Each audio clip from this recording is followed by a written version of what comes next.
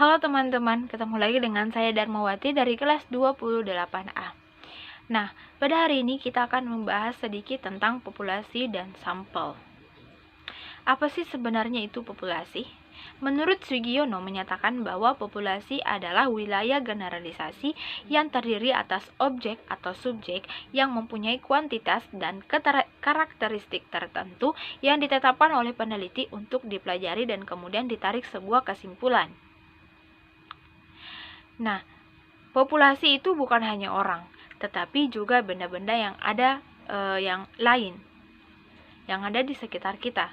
Populasi juga bukan sekedar jumlah yang ada pada objek atau subjek yang dipelajari, tetapi meliputi seluruh karakteristik atau nilai atau subjek atau objek yang akan dimiliki oleh objek atau subjek itu sendiri. Populasi dapat dibedakan menjadi dua, yaitu populasi terbatas atau populasi terhingga dan populasi tak terbatas atau populasi tak terhingga. Populasi terbatas atau populasi terhingga yakni populasi yang memiliki batas kuantitatif secara jelas karena memiliki karakteristik yang terbatas. Sedangkan populasi tak terhingga atau populasi tak terbatas yakni populasi yang tidak dapat ditentukan batasan-batasannya sehingga tidak dinyatakan dalam bentuk jumlah secara kuantitatif.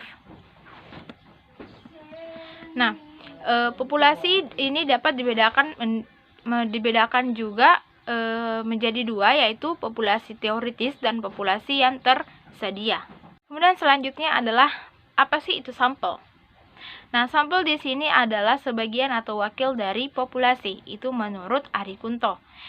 Dan pendapat tersebut juga senada dengan yang dikemukakan oleh Sugiono yang menyatakan bahwa sampel adalah sebagian dari jumlah dan karakteristik yang ada yang dimiliki oleh populasi. Bila populasi itu besar dan peneliti tidak mungkin mempelajari semua yang ada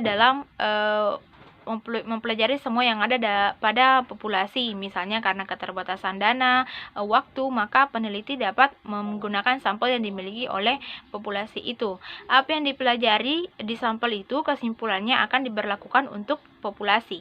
Nah, teman-teman, penggunaan sampel itu dalam kegiatan penelitian dilakukan dengan beberapa alasan, itu menurut Nawawi. Nah, adapun beberapa alasan tersebut, yang pertama adalah ukuran populasi. Ukuran populasi tak terbatas terhingga berupa parameter yang jumlahnya tidak diakui kejelasannya, tidak tepat. Kemudian yang kedua adalah masalah biaya. Besar kecilnya biaya tergantung juga dari banyaknya sedikitnya yang akan diselidiki. Kemudian yang ketiga adalah masalah waktu. Masalah waktu di sini adalah penelitian sampel yang memerlukan waktu yang lebih sedikit daripada penelitian populasi. Kemudian yang keempat adalah percobaan yang sifatnya merusak.